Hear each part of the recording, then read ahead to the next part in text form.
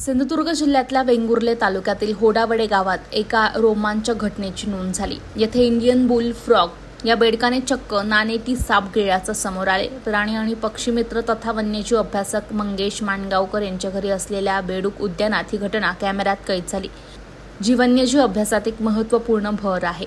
Indian boule frog हा दक्षिण आणि आग्नेय आशियातील सर्वात मोठ्या बेडकांपैकी आहे, ज्याची लांबी 170 मिलीमीटर पर्यंत वाढू शकते। सहसा हिरव्या किंवा तपकिरी रंगाचा असणारा हा बेडूक प्रजननाच्या काळात मात्र नर पिवळ्या रंगाचे होतात।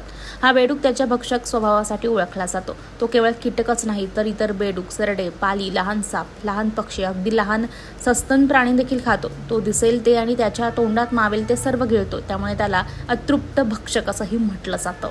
या घटनेमुळे आता इंडियन बुल फ्रॉगच्या भक्ष्य वर्तनावर अधिक प्रकाश पडलाय आणि वन्यजीव अभ्यासकांना या प्रजातीबद्दल अधिक जाणून घेण्याची संधी मिळालेली आहे।